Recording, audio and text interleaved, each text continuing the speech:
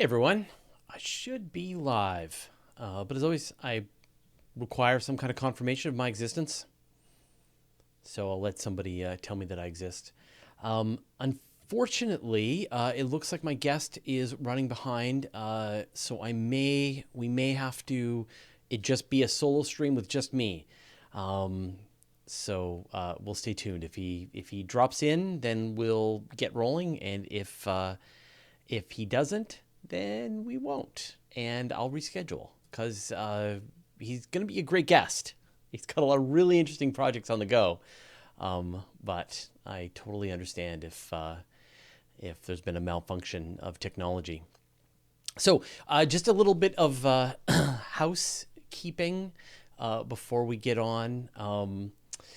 So as you know, the plan was for me to go to Tokyo on Thursday, and things are kind of accelerating in Japan, and they shut down Studio Ghibli, so we can't do that.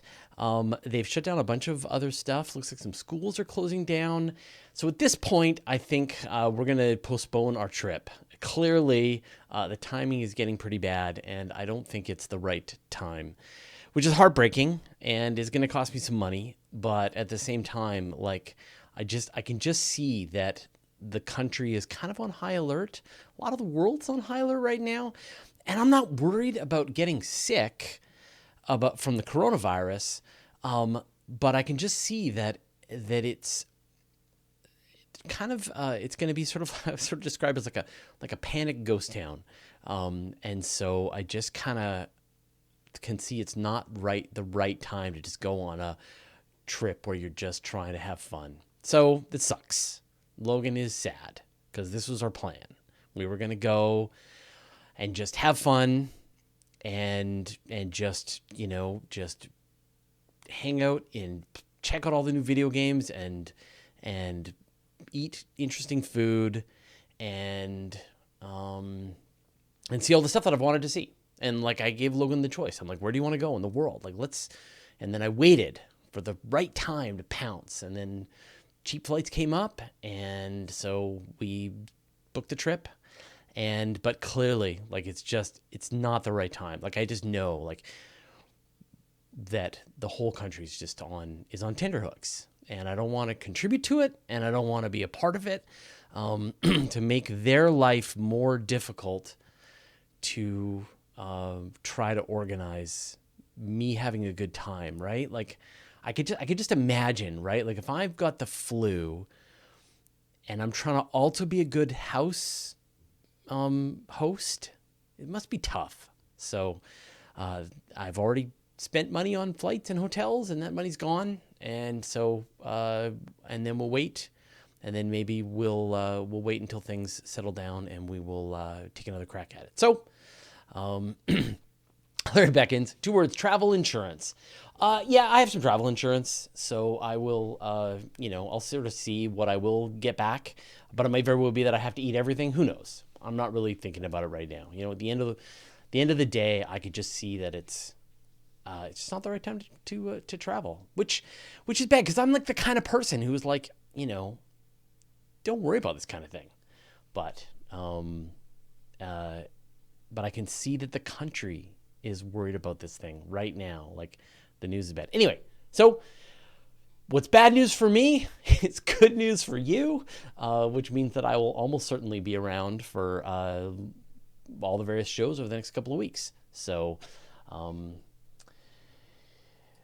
no guest right now planned for next week's open space, but now I guess there's a slot open, so maybe we'll do this again next week. But just to give you some updates, on Monday, March 9th, I've got Rob Hoyt from Tethers Unlimited, which is really exciting. I want to do that.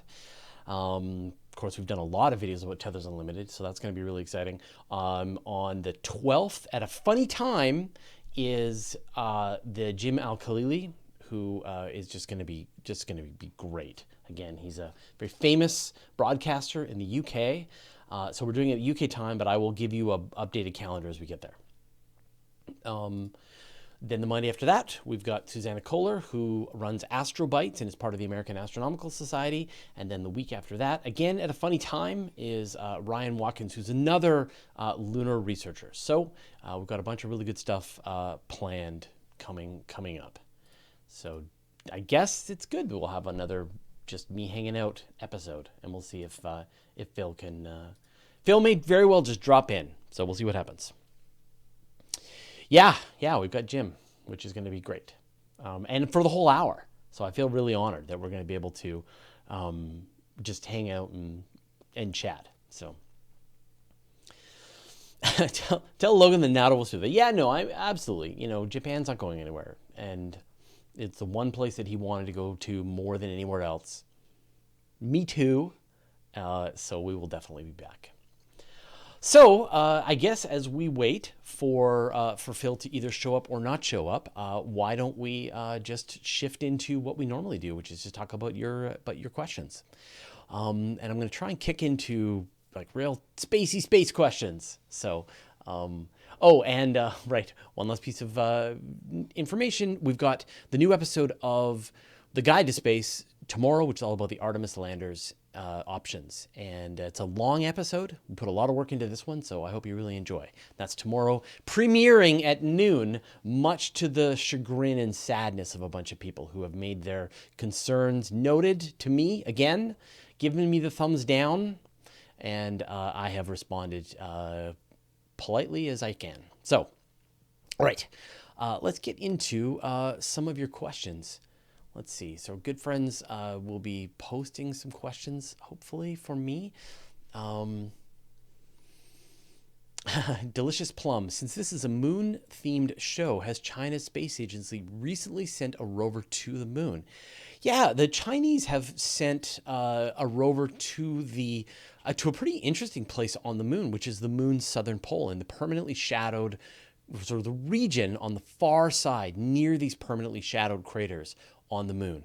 And the rover's actually been there for a long time, for about a year now. And it's a bit of a technical challenge because on the moon you only get sunlight for half of your full month around the trip around the moon. And so for 2 weeks, the rover is in the dark. And then for 2 weeks, the rover has sunlight. And so it has to do its work 2 weeks at a time, slowly crawling around, doing some observations, waiting in hibernation for 2 weeks, and then doing some more crawling around.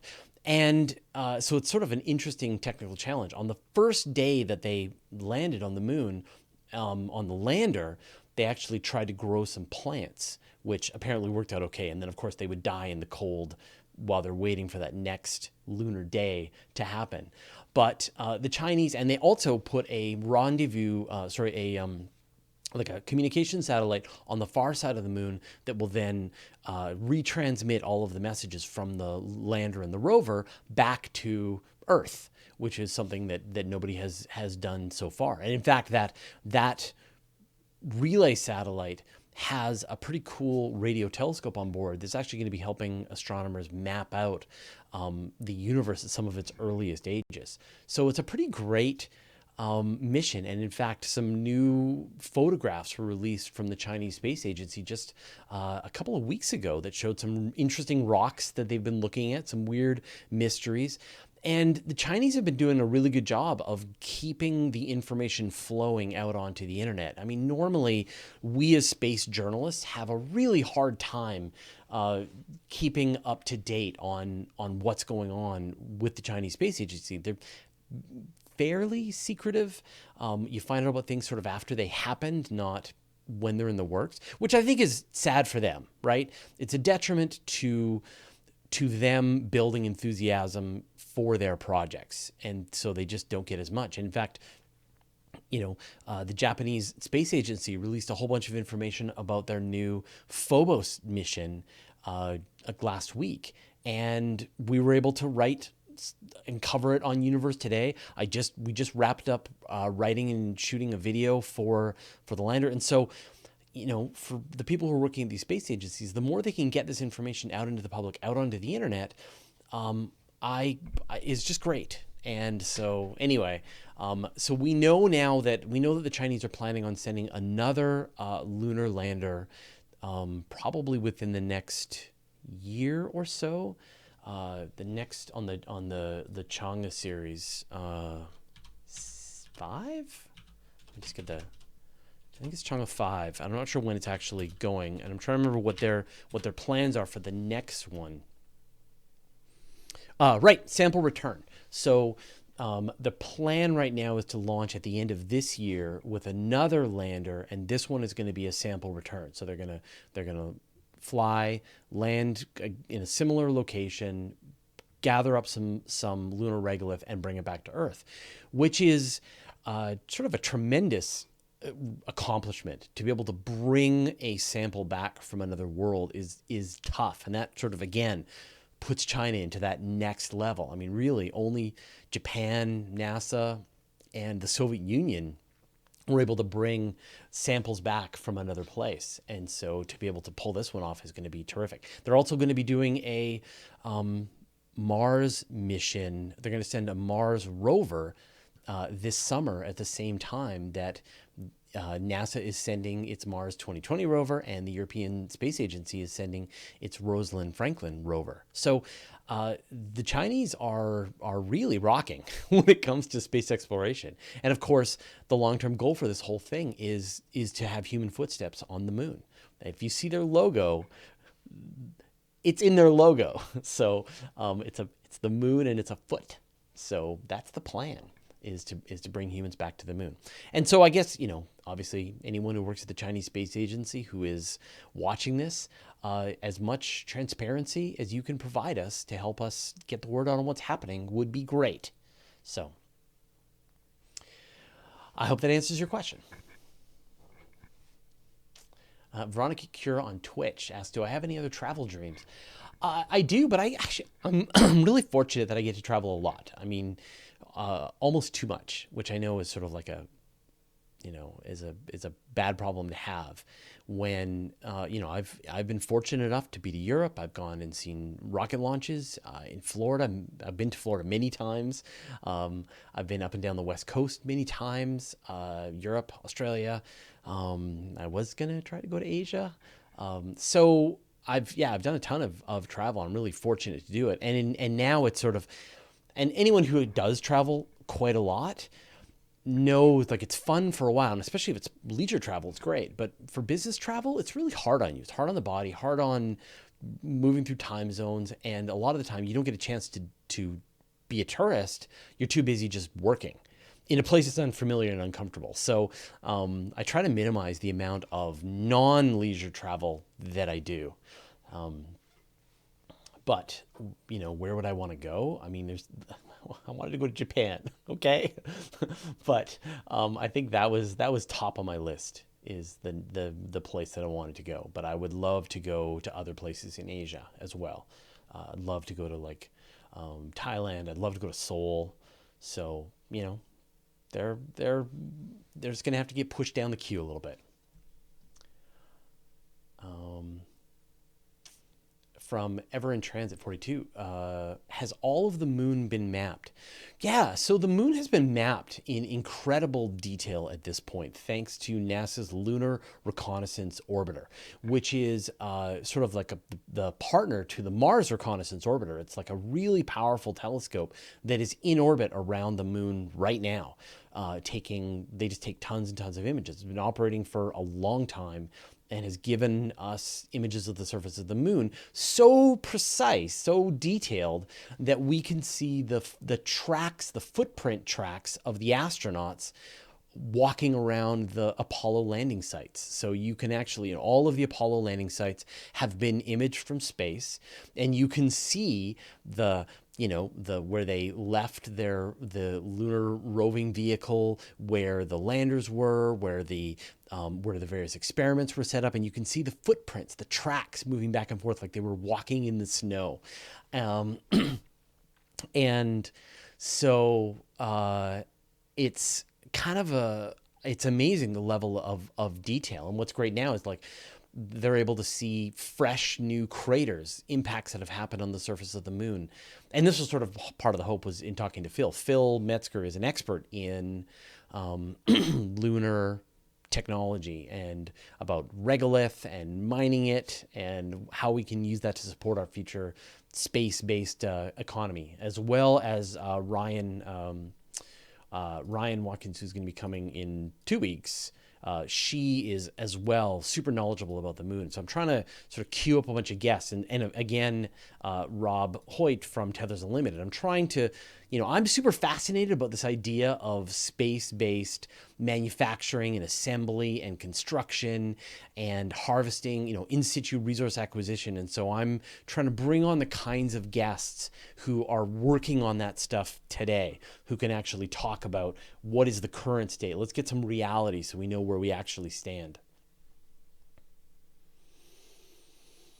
Eric 1, why does NASA insist on having a lander with both a descent and ascent stage rather than one lander that can do both? That is a great question. So for people who aren't sort of clear what this is about, and in fact, you're getting a bit of a sneak preview to tomorrow's video, but I guess maybe as a patron, you already saw it.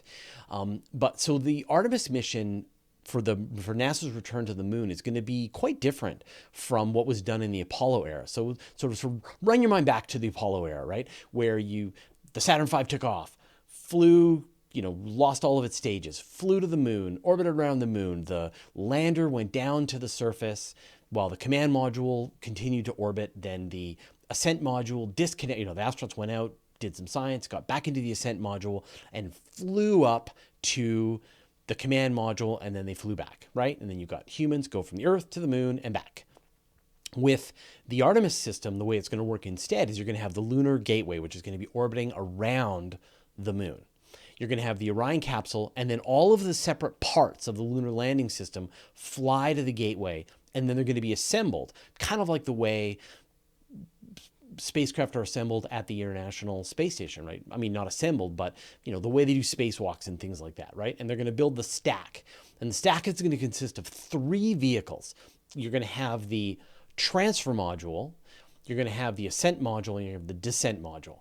And so what's going to happen then is the ship is going to detach from the station, and because it has this orbit that's taking it around the moon, and some of the destinations that it wants to go are like down at the southern pole, they actually need a lot of delta V to even get from the station, like a lot of propellant to get from the station down to the surface of the moon. So they're going to use this transfer vehicle. And the transfer vehicle will sort of put them on the right trajectory, and then it'll detach from the stack and fly back up to the station and then dock again. And then it's like a ferry boat. And then it'll be able to do that again next time. It just needs to be refueled.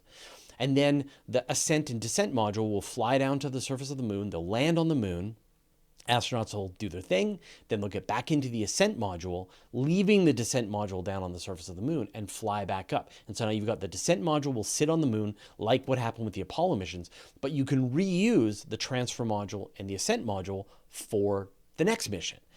And so 2 out of the 3 parts of the spacecraft will be reusable, which is a huge step forward. When you think about, if they're launching on Blue Origin rockets, which are almost entirely reusable, all the parts are reusable. It's a very different concept on how the Apollo missions went, or if they, launch on a Falcon Heavy, where almost all of the Falcon Heavy is reusable at this point. So that's a big part of what they're trying to do. And also just to build up infrastructure. So, you land one of these descent modules, then you can land another one, and then you land another one. And you're starting to have all of these resources sitting down on the surface of the moon. So it's going to feel like if it doesn't just turn out to be a boots and flag event, but is actually this sort of long-term sustainable exploration, it's going to feel very different from the way the Apollo missions did, where you're going to have astronauts flying to and from the Lunar Gateway, flying up and down from the gateway down to the surface of the moon. It's going to be and I think that, if this works, it's going to be a lot more sustainable than the Apollo missions. And so decades, like right now, we've had human beings in space continuously for more than 20 years. And so I think we'll get to that point with the moon as well.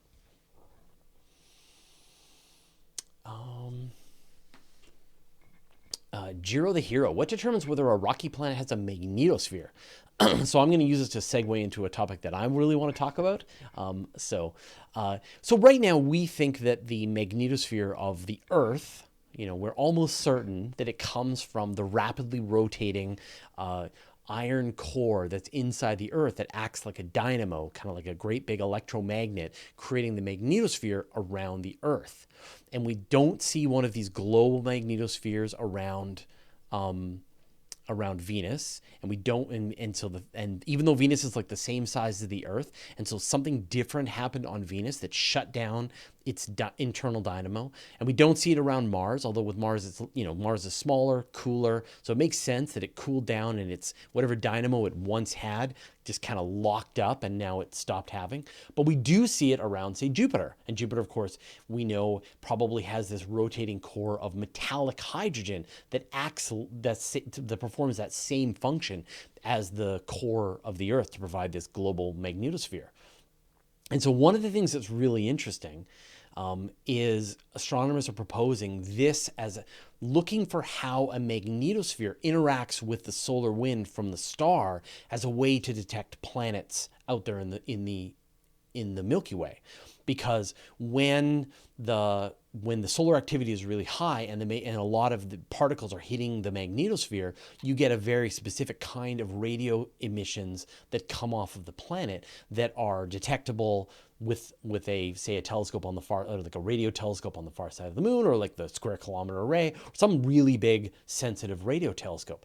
And it's sort of a great two-part punch, because on the one hand, you are using this technique to detect a planet orbiting another star, but you're also using this technique to find a planet that is protected by a magnetosphere, which is just such a cool idea. So we're probably going to do a video on this probably in the next couple of weeks, because I'm really fascinated by it. It's just like I love new creative ideas to find planets. And we know that without our magnetosphere here on the Earth, we would be, constantly bombarded by radiation from space. And isn't it cool that you could be looking for the shield around other star systems to find other planets?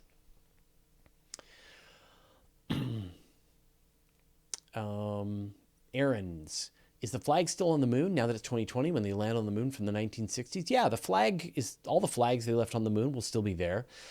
It's possible they would have fallen over. They would be, there's no wind on the moon. There's no rain. There's no weathering at all.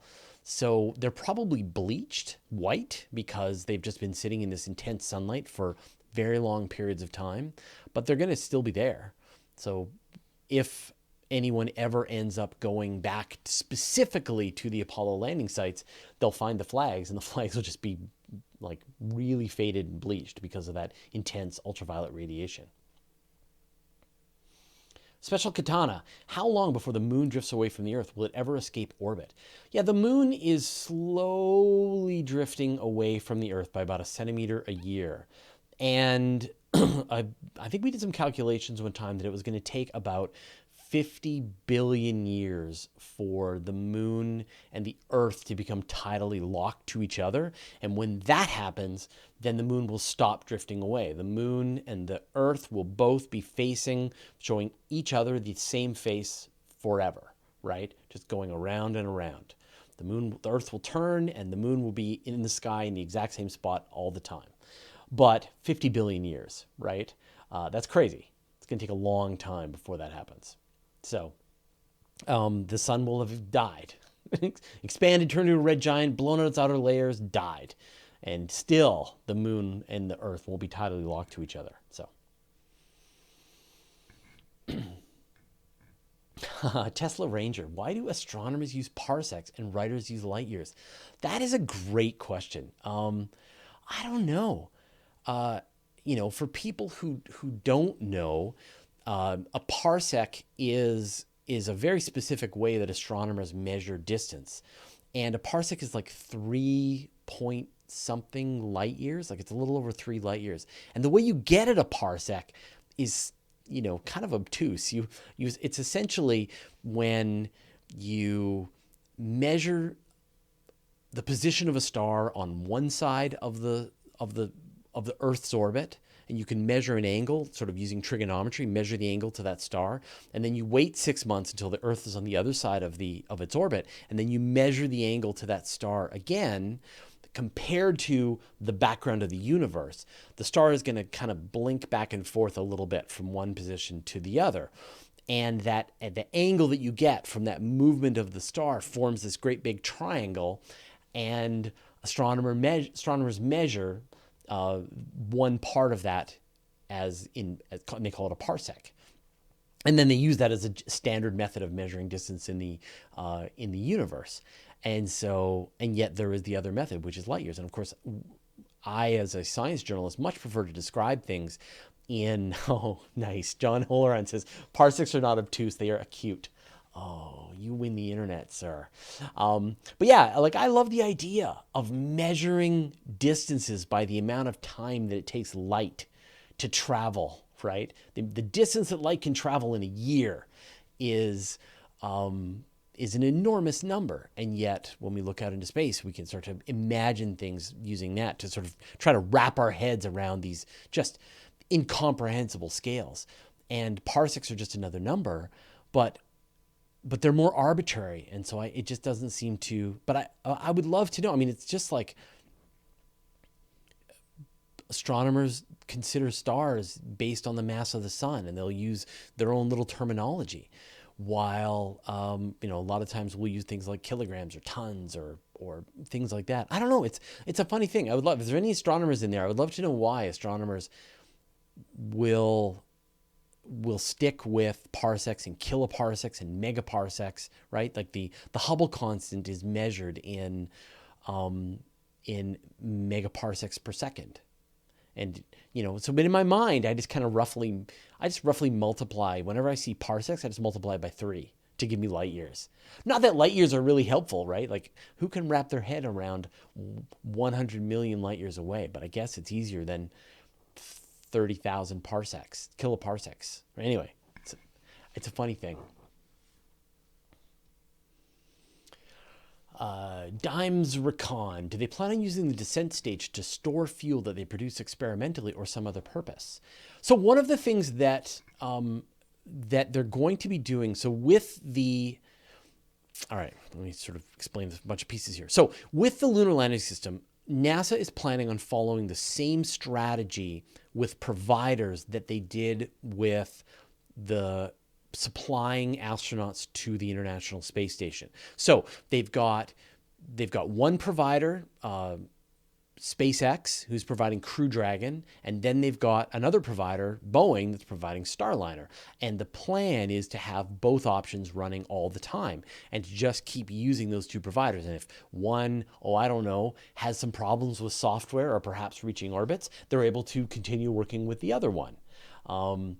And so the plan for actually sending landers down to the surface of the moon is that they're going to alternate providers. They're going to offer one contract to the 2024, they're going to offer a different contract to the 2028, and just keep going back and forth as they build out this infrastructure on the Lunar Gateway. And that part, I think, is super smart, because you can just see, like, that strategy is totally paying off with the issues that have happened with the Starliner and Crew Dragon. And now we're getting to a point where humans are going to be going back to the International Space Station on an American ship in March. And that's, if they had just only had one provider, they would have had problems. So I think that's really wise to do that. So one of the providers is probably going to be Blue Origin's Blue Moon. And one of the things that's cool about the Blue Moon is it uses a liquid hydrogen oxygen rocket system. And what's cool about that is that you, in theory, can bring water from the surface of the moon, use electrolysis to break it into hydrogen and oxygen, and then fill the tanks of your descent stage and eventually take off again. Now, this is way down the road, but they are going to be using this liquid oxygen hydrogen thruster on the surface of the moon to just demonstrate how well this technology. This is the BE-7, rocket, I think it's called.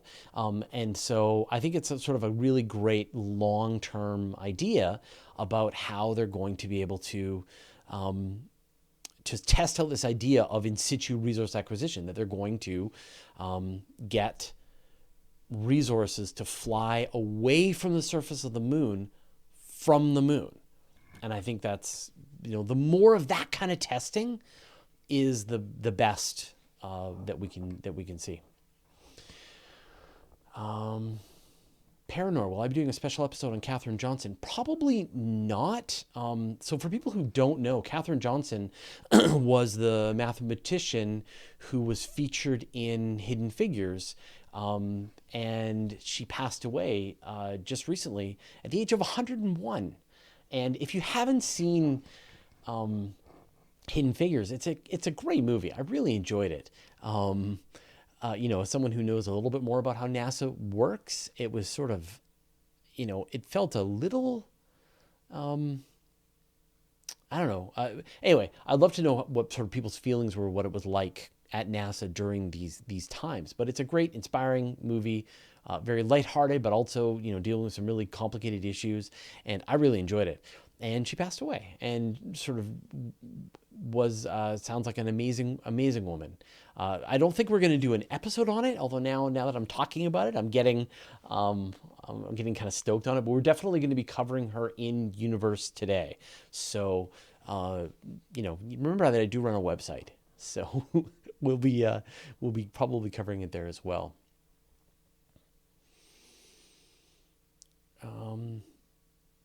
Aaron's, why is NASA building another space station on the moon if they have the International Space Station? What's the difference between the Lunar Station and the ISS? Now, keep in mind that the moon gets as much as 300,000 kilometers away. It takes a while to fly from the Earth to the moon.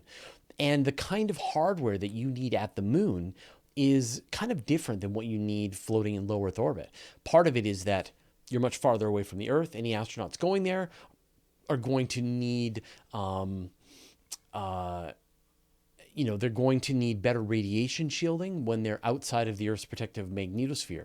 And it just has a different orbit, right? It has an orbit that is useful for getting to and from the moon.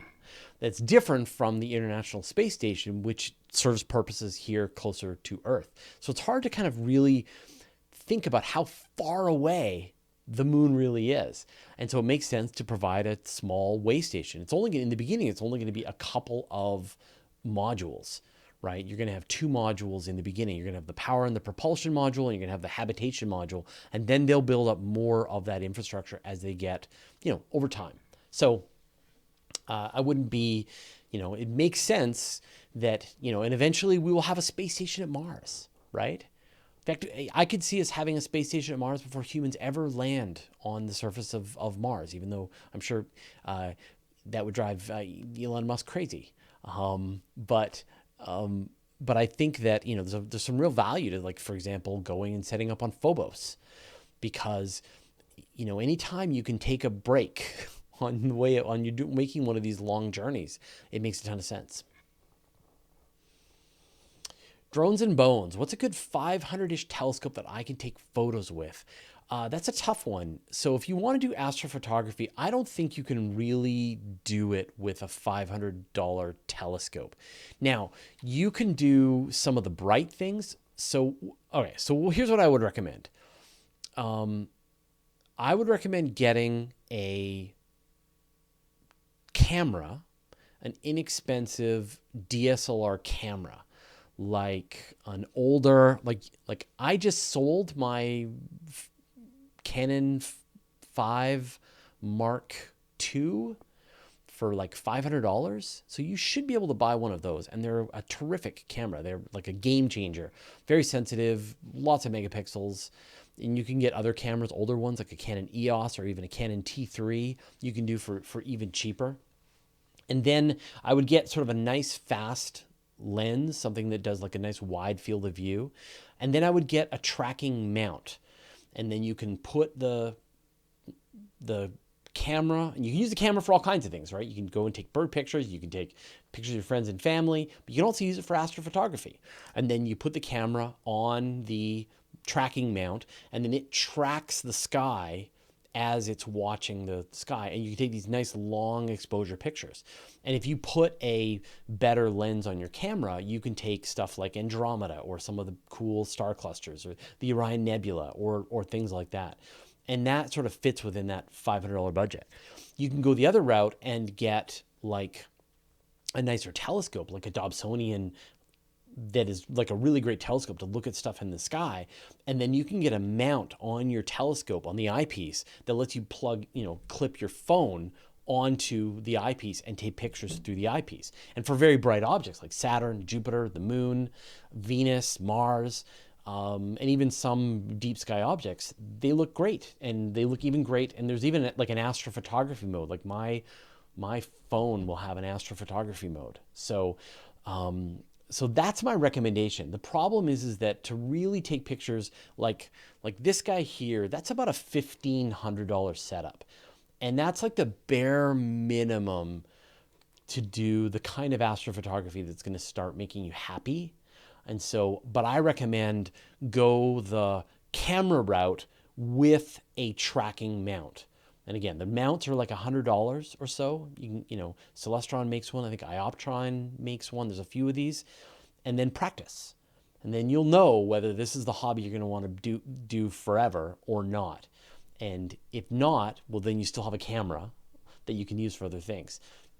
And then if you do transition to a telescope like this with a better mount, then you can take your DSLR camera and you can put it on the end of your telescope, and then take pictures through that. So it's a good way to kind of bootstrap your way up into a more complicated telescope astrophotography environment. So that's what I recommend. And a lot of people I know do some amazing pictures with tracking mounts. So I highly recommend that.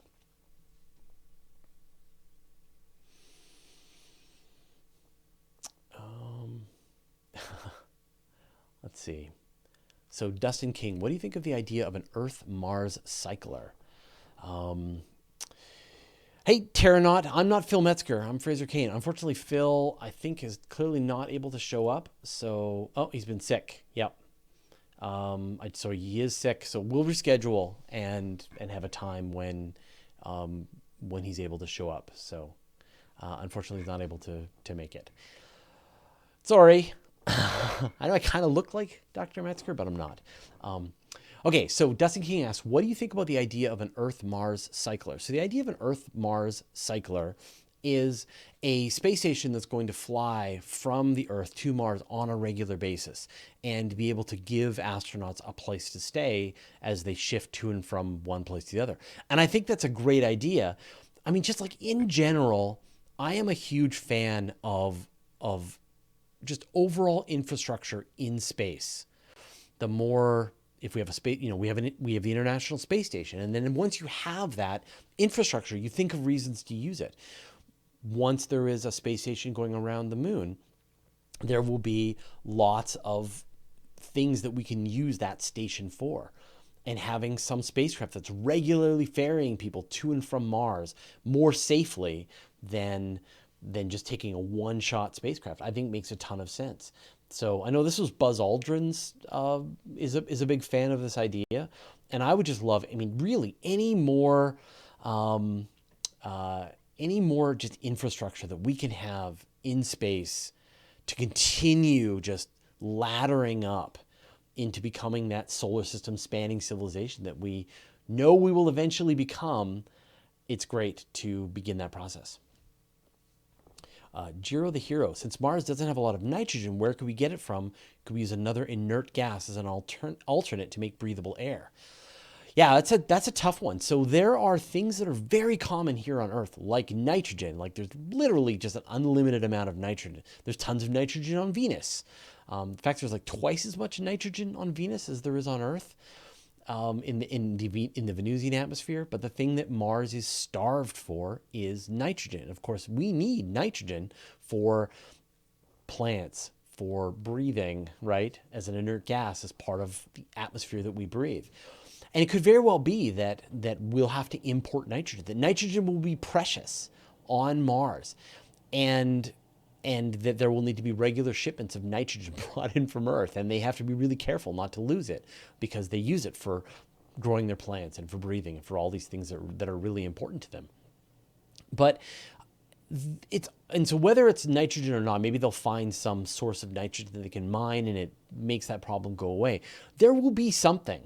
There will be some rate limiting step that Mars doesn't have enough of, and it will make the thing that is very valuable for them to bring to Mars. And they may decide to, bring it in from a comet, or they may have to find an asteroid that they can mine it off of, or they'll be able to figure out a way to dig down deep underground.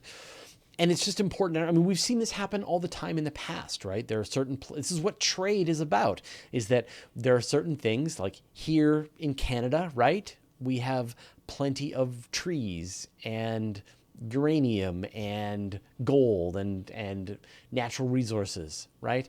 And maple syrup. And then, of course, there are other places that have less of those things, but they have other things that we want, and then we trade back and forth. And I love that idea. We get to this point where we know what Mars lacks, and there is regular trading that's done between Earth and Mars to make sure that the plants still grow on time on Mars. So it's like one of those cool problems to have when you get to the point where you have so much infrastructure out there in the solar system that you know what you need, and there are regular shipments. Cody Slab says that Mars has quite enough nitrogen to fit our needs for quite some time. All right. I trust Cody on this one. He thinks a lot about this. And moose and beaver pelts and diamonds. Yeah. And apologies. Man, someone said in the comments that they liked my video, but they just couldn't stand the oots and the boots. So they couldn't watch it, even though the content was good.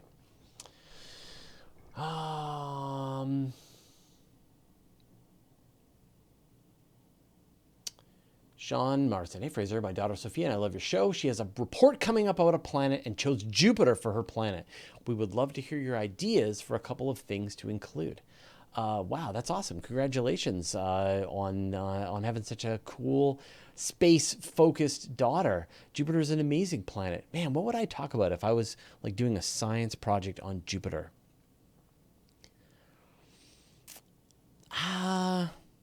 I don't know. I mean, I think like the moons are almost the part that are more interesting about Jupiter.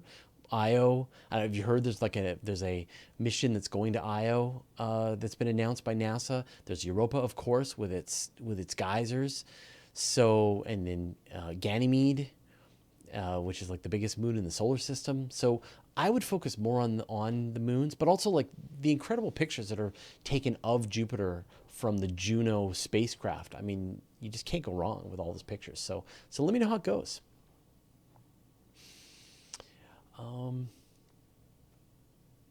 Pup314, when the ISS is ready to deorbit, why not use it as a second gateway to the moon or be the cycle from the Earth-Mars transport? Yeah, that's a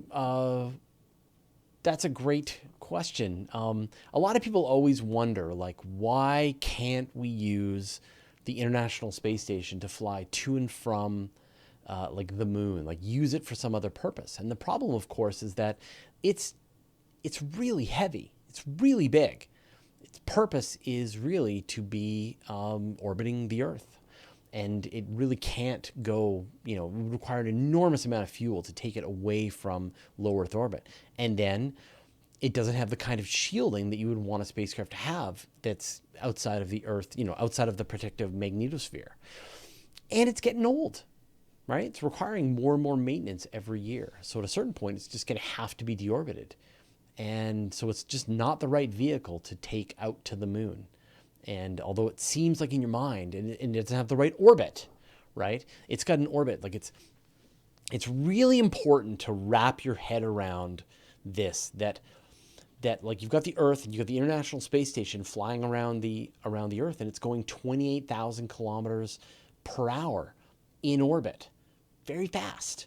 And so if you want to do anything with it, right, you've got this thing that weighs many tons, and if you want to move into any kind of different orbit, you're going to have to use an enormous amount of fuel. And in some cases, it just makes more sense to launch a new thing into a new trajectory than to try to slow down and push the space station into whatever new trajectory that you need it for. So for all those reasons, the International Space Station is eventually going to be deorbited, and that's going to be that.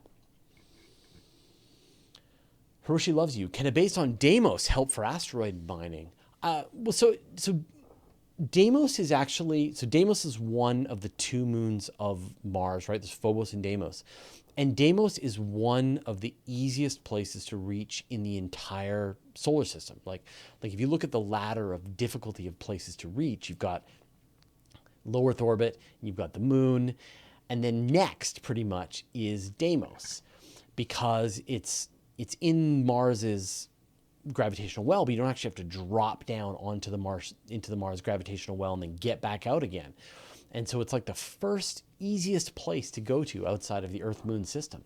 And so it makes a ton of sense to go and explore and set up some kind of permanent base, if possible, on Deimos and eventually Phobos as well. It has an even lower gravity. It's easier to get to. It's farther from Mars, so it's less in its gravity well. So we did a whole video about why building a base on Phobos actually makes a ton of sense. And you can take that exact same information. And we actually talked about Deimos as well. Peaks and pokes. Thoughts on rust as radiation shield. Yeah, we covered this idea on Universe Today, and I mentioned in my newsletter on Friday, this idea. So material scientists have figured out that certain kinds of oxides, it looks like they will provide better radiation shielding than aluminum. Like the standard radiation shielding right now is aluminum, and you're really just relying on the metal and the protons in the metal to protect you. And what they're finding is that oxides, rust, seems to be more effective in terms of radiation shielding by about 30%. So it allows you to either fly the same weight but get 30% better radiation shielding, or make your radiation shielding smaller and more compact for the same weight. So, or like be able to fly more payload, right? Get the same amount of radiation shielding for less weight and less size, which is very useful, especially depending on where you're going to go, right? If you're going to try and build a spacecraft that's going to go to, say, the Jupiter environment, it's going to be able to be more protected while it's performing its mission. Like think about the Europa Clipper. So it's a very interesting technology that could have some applications very quickly. I apologize, I can't pronounce your name. My Russian is not good, but it looks to me like Owner Nipu. Has the ISS ever had a micrometeor impact? No. Yeah, so the ISS has micrometeor impacts all the time. And in fact, there was, and I'm planning to do a video on this, maybe, they brought back a battery that had been sitting on the outside of the International Space Station for 19 years, and it was covered in little pockmarks across the entire piece of hardware. So there's tons of them that get hit. And Chris Hadfield, Canadian treasure astronaut Chris Hadfield, said that when the astronauts are on board the station, they hear the micrometeorites impacting the station. They sound like a little ping when they're inside the station, and they know that some little chunk of metal or space rock hit the station and embedded into something. So these happen all the time, and every part of the station is hit by these micrometeorites from space and space debris.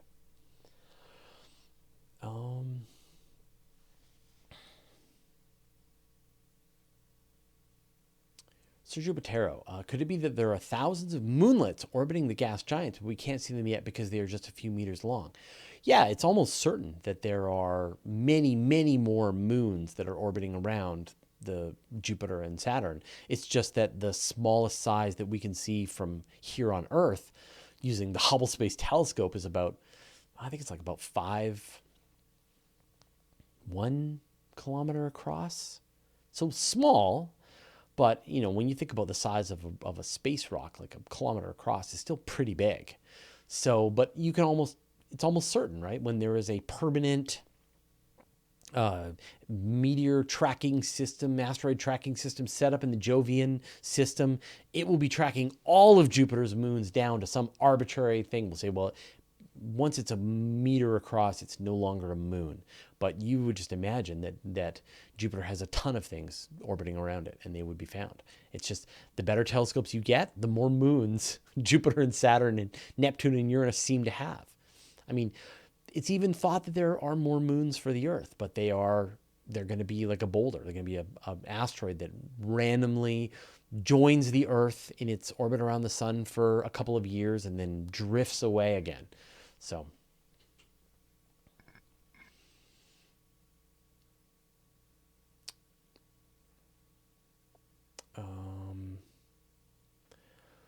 Drew Durant, hey, question, is it possible for two active galactic nuclei to merge? Yeah, so when an active galactic nuclei, a quasar, is a supermassive black hole that is actively feeding on material. And generally, this seems to happen when there is some kind of disturbance in the galaxy, when there is some kind of event that is causing material to be whipped up and spun out, and new star formation is happening, and material is funneling into the black hole, and it's feeding, and an accretion disk forms around the black hole, and jets come out of it, hundreds of thousands of light years into space. And the kinds of events that happen that can cause that are galaxies in the process of merging. And so you can imagine the situation where two galaxies do some close flyby, tear each other apart a bit, mix each other up. That ignites or causes both of their black holes to go into this active feeding phase. And what seems to happen then is the galaxies come back together and they spin around some more. And then eventually their supermassive black holes find their way to each other in this combined galaxies that's all coming together, and they merge. Or if the difference of the mass is quite significant, one will actually just be bounced out of the galaxy and fly off into space. And so there can very well be supermassive black holes that have been stripped from their galaxies and they are just hurtling through space randomly. Pleasant dreams. But yeah, and so you can imagine these black holes coming together while they're feeding and just turning into one bigger black hole. And then we would be able to detect them, detect their merger eventually with more powerful gravitational wave observatories.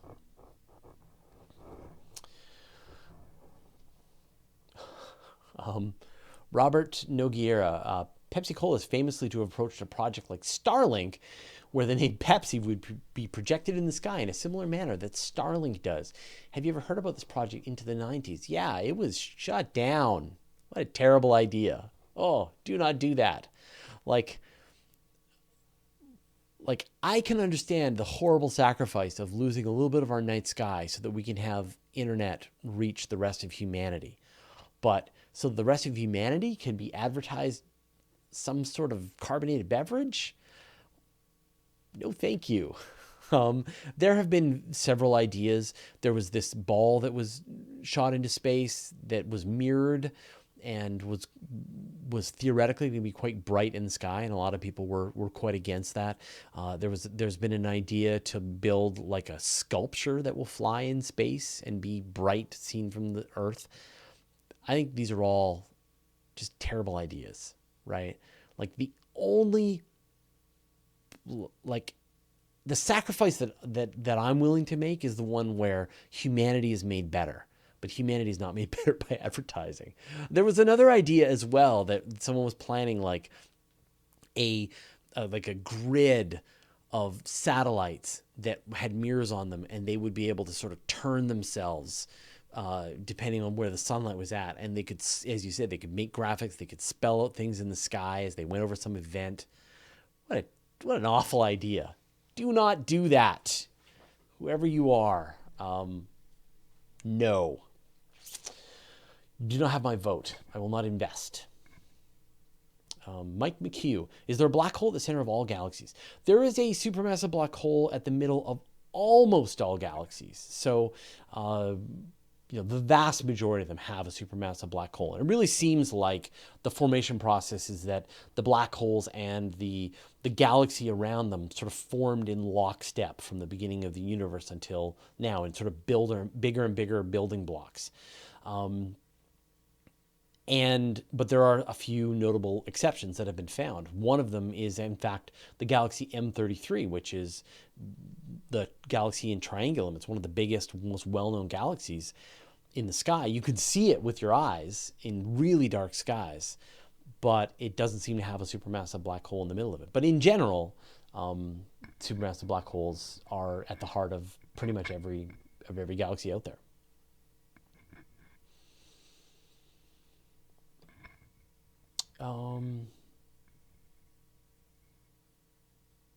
Walid Damouni, have we ever witnessed two massive objects switch close to each other in a manner which would gravitationally rip each other apart and disperse across space?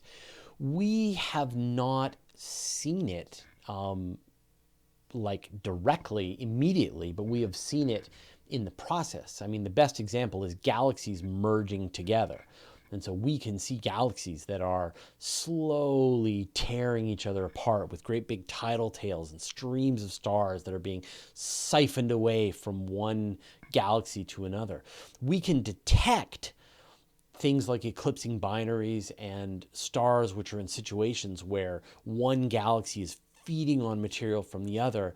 And we know this happens because we'll see this flash on this, we'll see a star brighten, and it's because the star has collected a bunch of material from its partner and brightened up, and and sort of has this, it's called a nova, and shines briefly, and then it fades away again, and then it happens again. And so we know these things are happening, but we don't actually see them because we just don't have good enough telescopes yet to be able to detect the events that are happening. But we can sort of detect the after effects, the wreckage of these events as they're happening.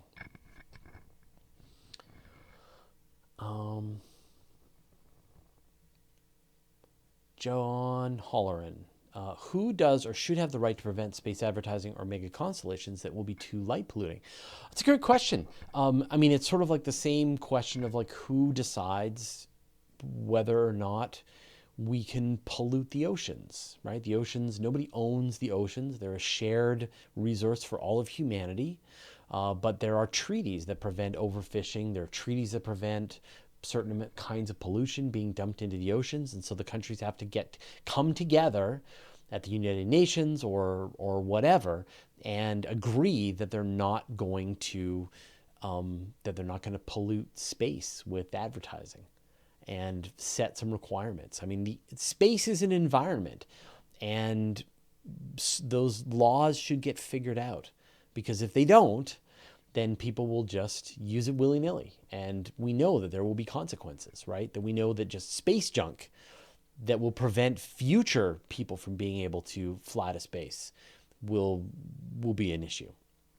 So I hope that we start to get some of these international treaties set up about, to take the next step from the Outer Space Treaty. Really, the Outer Space Treaty needs an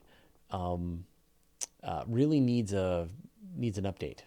So let's hope that happens. Let's see. All right, I think I'm going to wrap this up here at this point. So again, Phil, apologize. I'll change the title, I'll change the thumbnail, and I'll change all that so that no one will ever know that we didn't have our guest. And of course, this always does happen, that we don't always get our guest. Phil sends his apologies. I hope he recovers quickly, and I know we'll see if he'll come next week since I'm going to be here. Yeah. So, but again, I would like to always thank the people for donating. That's awesome. I really appreciate it. Thank you to, of course, all of the moderators. Nancy for copy pasting all the questions so I could see them, and everyone watching us live. I really appreciate just everyone watching and enjoying and seeing what we do. It's a lot of fun. I'm enjoying my job, and I think that's important, that I get to enjoy my job, and that means I'll keep doing this for years and years, like I have been already. So, but anyway, your ongoing viewership means a lot to me, and I will see all of you next next week. I'm not going anywhere. See you later, everybody. How do I stop this thing? Oh, right there.